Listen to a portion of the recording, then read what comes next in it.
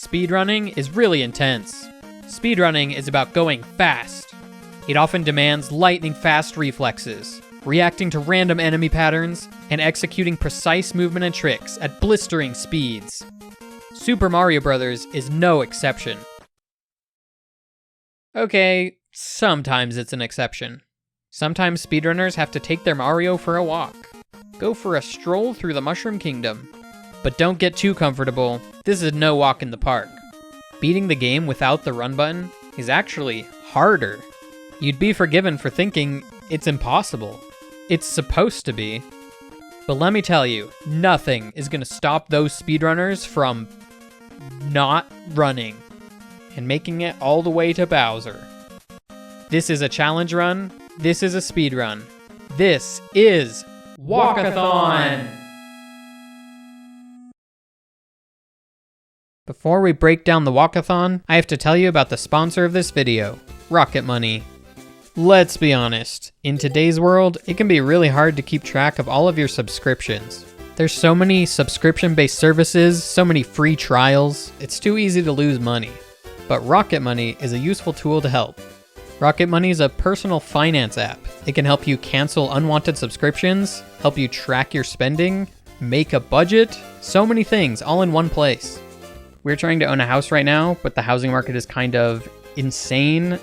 But Rocket Money can help you save money and work towards your personal savings goals. I'm also used to manually tracking all our finances in a big ol' spreadsheet, but Rocket Money just lets you do that right in the app.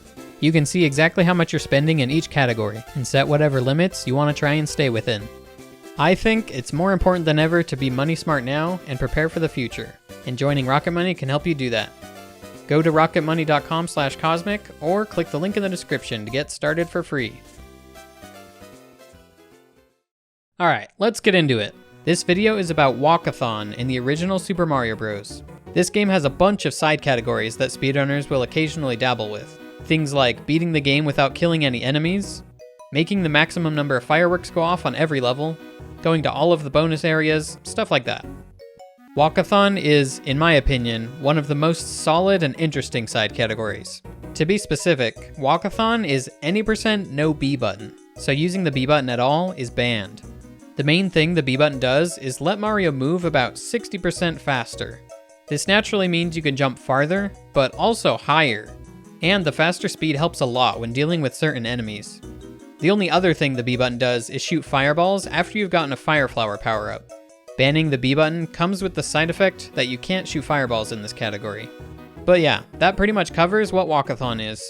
A lot of this video will be about Nifsky's Walkathon world record. I recognize it feels like this channel is turning into a Nifsky documentary, but what are you gonna do when he just has every record these days? Let's not discredit the other runners who came before him though, like SomeWes, who did a lot of research into strategies and mapping out enemy patterns, and GTAce, who got the first ever run under 7 minutes. This category gets crazier the deeper into the game you get, so make sure you stick around for the later levels because they get sort of ridiculous to beat without the run button. Here we go, starting with 1-1. This speedrun, slow run, speed walk? This run where Mario generally moves slow actually starts with him moving fast. Nifsky does a fast acceleration at the start to reach Mario's maximum speed, maximum walking speed that is, a bit faster. It's funny, he's actually ahead of the any % world record by a few pixels at this point. But that doesn't last long. The regular any % run doesn't have to do fast accel here, because you get the same frame rule in the end. But fast accel is a lot more impactful in Walkathon, because it saves 6 frames instead of 2. Normally, the faster backwards acceleration is competing against accelerating on the ground while holding the B button, and it comes out just slightly faster than that.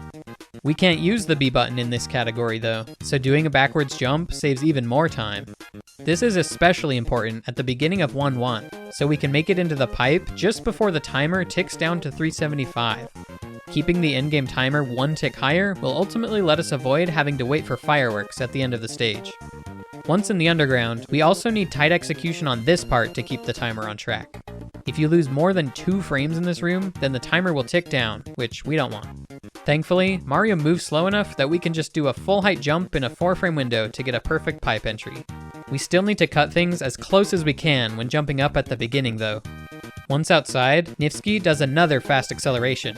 This time around, it's not for a better in-game time, but rather so he can get the optimal frame rule cycle for this stage. He nails it, and that's it for 1-1. In 1-2, our first major hurdle comes at this section.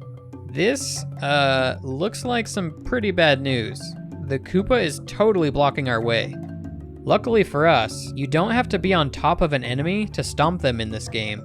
You just have to be moving downwards, and then it actually doesn't matter where you hit them. Using this knowledge, we can sneak past the Koopa by jumping in a 2-frame window, so Mario stomps it during the brief period where he's moving downwards. Nifsky also uses this technique for the falling Goomba right afterwards. One nice thing in Walkathon is that Piranha Plants move out of the way before we reach them, so we won't have to worry about doing any pipe jumps.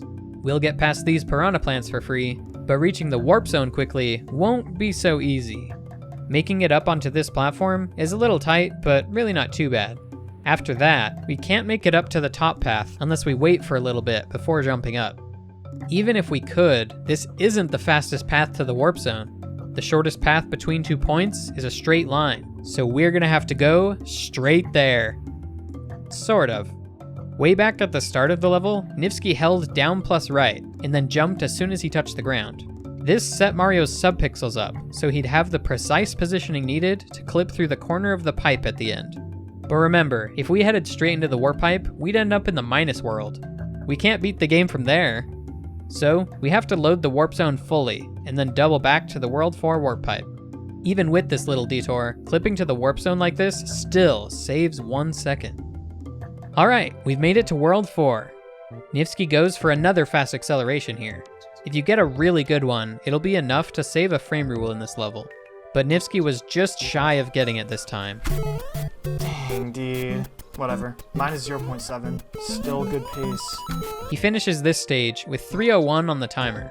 The time remaining ends in a 1, so that means 1 firework is gonna go off after the star flag is raised.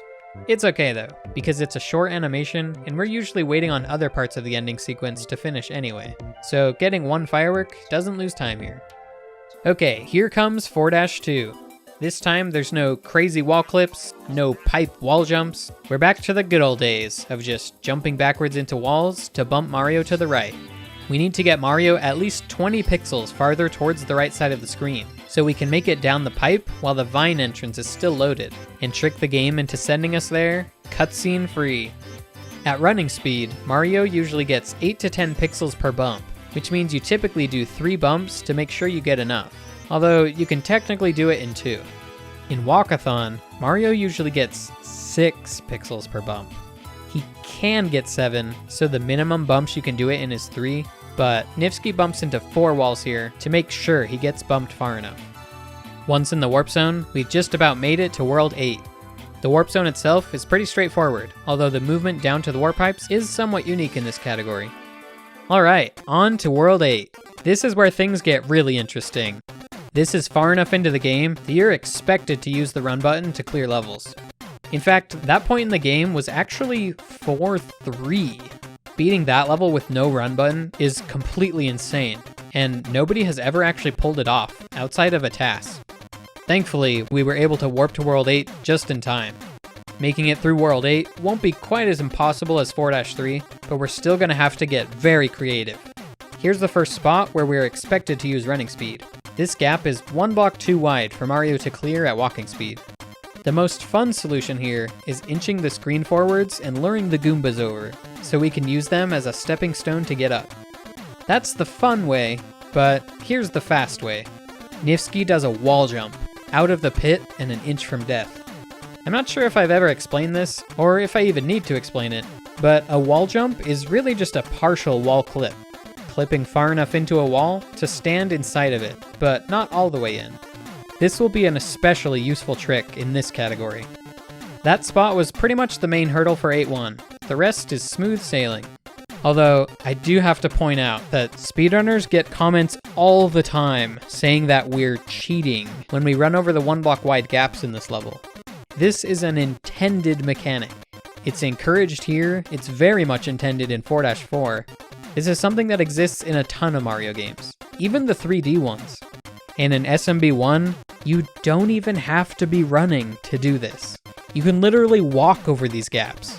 The accusations of cheating are just extra funny when you know this stuff. Okay, anyway, 8-2. Here, we're faced with yet another pit we can't cross. But Nifsky's actually been setting up a way to cross this gap for the last 4.5 minutes. Before the run even started, he waited a specific amount of time on the title screen. Then, if he stays on good pace to 8-2, he knows he'll get bullet bills to fire right here. He can use one of them for the boost he needs to cross the gap. And the other one, well, it's coming along with us for moral support. Yay, bullet bill friend. We should name him. How about Bill? Moving on to the next stage, there's not too much to say about 8-3. But our friend Bill is back. He's gonna join us for the entire level this time. Under normal circumstances, this level is incredibly hard with no power-ups and no run button. There's really no way to consistently get past all of the Hammer Brothers. Other than what Nifsky has done, and that's, once again, plan exactly what patterns you're going to get before the run even starts. He knows what they'll do when he reaches the level on this pace, and he's able to dodge all of their hammers and even walk underneath them, knowing when they're gonna jump. This level of planning and game knowledge makes what would be a nightmare of a stage very straightforward. Okay, this is it, the last level. This one will be the toughest yet, and that's because we don't have Bill to cheer us on anymore. But in all seriousness, this is the hardest level to complete without running. You'll see why in a minute. In room 1, we have to wait for this platform before we can make the jump over the lava. In room 2, Nifsky does a fast acceleration to save a little bit of time. He climbs up to the pipe as fast as he can, and then does another fast accel in the next room. Here, we're going to take advantage of the wrong warp glitch once again. But because Mario is so slow, you can't make it back to the pipe in time before the Piranha Plant comes out. We unfortunately have to wait on him before we can go down. Now we're in the water section. This part always catches me off guard in Walkathon. Normally this part of the run is kinda slow, but after walking through the entire game, this room feels like a sprint. And finally, we've made it to Bowser's Chamber. This room should not be possible. Up to this point, we've been able to overcome gaps with help from some friends. There was the option to wall jump to save some time, but you don't have to do that. Well, in the very last room of the game, you have to do that. You can't make it up to Bowser unless you jump off the wall. We've come all this way, and we have to nail a frame-perfect trick, or die. It really doesn't help that there's a Hammer Bro that can do all sorts of mean patterns, and Bowser is incredibly random as well. It's a lot harder to plan for specific patterns here than it was in previous levels, because of all the time variance that happens throughout this stage. It's not just a straightforward walk to the right the whole time. Despite all of this, Nifsky charges forward. He jumps in a 2-frame window to set his subpixels up for the wall jump. He has to try and react to what the Hammer Brother does here. He starts to jump to try and stomp on him, but shortly after sees that the bro jumped, so he can safely make it under him. Now, for the climactic moment of all of Walkathon. It's time for the wall jump. He has a 2-frame window to jump in to reach the wall jump spot. And then, to finish the run out, the next jump has to be frame perfect. You already know, he nails it. But it's still not over yet. We have Bowser left to deal with. In regular runs, we just go over or under him, and there's only so much he can do. But he's on screen for a lot longer when we don't have the run button, and he can do all sorts of stuff. The only truly safe way past here is to wait for him to jump and then go under. In this run, Nifsky gets incredible luck, and Bowser jumps at the perfect time. That Bowser pattern was so good! And that's it. Super Mario Bros. Beaten without running in 6:54. Not using the run button lost him almost exactly 2 minutes over the regular world record. This run is really good. It's hard to even beat the game like this, let alone do it so fast and with amazing luck on Bowser. But, you know, there's always a way we can go even faster. Let's quickly go over some ways that the world record could be improved in the future. Kriller37 has a task demonstration he made of what a future world record might look like. Let's take a look. In 1-1, Kriller's demo is 1 frame rule slower than Nifsky. Alright then, I guess Nifsky is doing pretty great in 1-1. He also matches the demo run in 1-2. And 4-1. Okay. Here we go. In 4-2, the demo saves a frame rule over Nifsky by doing 3 bumps instead of 4. And in 8-1, it saves another frame rule by doing a backwards wall jump instead of forwards. This makes Mario accelerate faster, but it's a lot less consistent. Now, in 8-2, this is the big one. Here, Kriller shows that you can save 2 seconds. Not frame rules, seconds. He manages to do that with a classic trick, Bullet Bill Glitch. I guess I never mentioned until now, but doing a regular flagpole glitch is impossible in Walkathon. Mario just can't clip far enough into the block to grab the flagpole. But Bullet Bill Glitch is still possible. Barely. It's really hard. If you do get it though, it saves way more time in this category. Normally, you have to sit and wait on the steps and wait a long time for the bullet bill to reach the flagpole. But in Walkathon, we can bring friends with us from earlier in the level. Kriller's demo bounces on the first guy to cross the gap, and then uses 2 more friends, Bill and William, to bounce on and get the bullet bill glitch. Getting good positioning for this is a lot more convoluted than doing it with running speed. It only works with extremely specific vertical positioning. That's the whole reason for using 2 bullet bills. Kriller figured out that by jumping with a specific amount of speed and bouncing on 2 bullet bills, you'd get the golden height value to make bullet bill glitch possible. This has been done by real-time runners and proven possible, and it'll be a huge time save in the future of this category. But it'll also be really hard. The other main place that Kriller's demo saves time is in 8-4. He saves a little over 1 second. A good chunk of that comes from doing the classic wall jump in the second room, although 1 block lower this time because that's the best a walking Mario can do. Kriller also shows you can save about 1/3 of a second with a little screen scrolling trick in the next room. Instead of going past the pipe to scroll the screen for the wrong warp and letting the Piranha Plant come out, you can instead pace back and forth to move the screen forwards and stay close enough to the pipe to keep the plant down. That comes out just a little bit faster. Pretty cool strategy. He also saves a little bit of time in the last room with a backwards wall jump, although doing it that way in an actual run would be super risky. All of this stuff together clocks in with a final time of 6:50, 4 seconds lower than the current record. But believe it or not, there's even more you could potentially add. We already know that Nifsky went faster in 1-1, and a perfect acceleration in 4-1 would save another frame rule as well. In 4-2, you can go even faster than the 3-bump method by clipping into a wall somewhere instead. Trying it at one of these pipes won't work, because you actually die to the plant inside. This spot here can work, but it's made way harder because there's such a narrow gap to jump at here. It's hard to approach the wall from a good angle for clipping. The best place to clip actually turns out to be clipping into the ground by jumping off of the falling platform. Perfectly executing this would save 0.7 seconds over the current record. And you can save another 0.7 in 8-2 by doing a wall jump here instead of using a bullet bill. This way, you can spend basically 0 extra time waiting to stomp the bullet bills at the end. And that makes Bullet Bill Glitch ultimately save 8 frame rules total. Well, I guess not total. Have you ever heard of 8-3 Bullet Bill Glitch? Technically, you can also actually save a bunch of time on 8-3 as well, by bringing a bullet bill with you all the way from the start of the stage. But wait, the bullet's not even next to the ground. How can you bounce off of it? This is crazy precise, but if you get a mushroom, then you can abuse the stomping mechanics once again. You give this bullet a little kiss and bounce into the flagpole for another huge time save. I don't know that this one is gonna happen.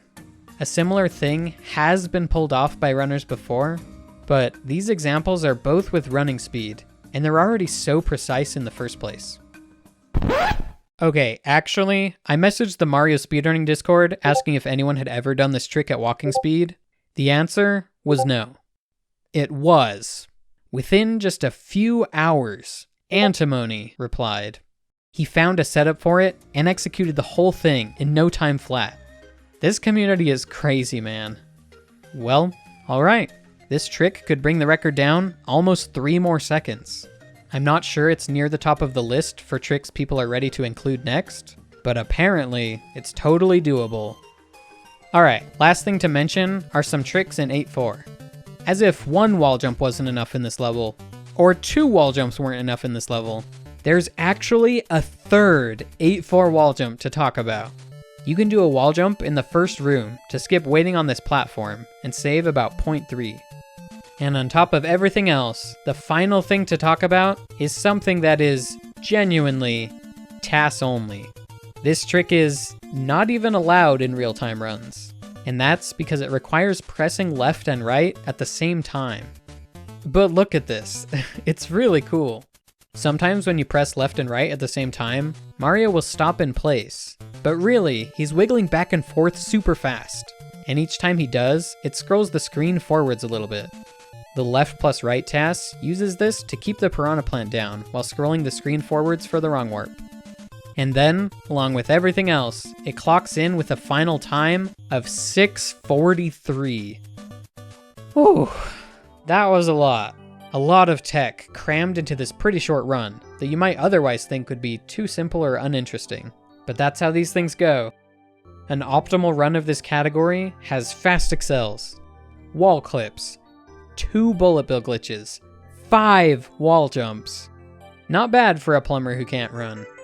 It's cool how you can place one restriction on a video game, and it often becomes a fascinating challenge, and can even be a gift that keeps on giving in each game you try it in. So, speaking of which, how about the sequel? Let's quickly go over Super Mario Bros. 2: The Lost Levels. Can you beat this game without running? The answer is actually surprisingly simple. No.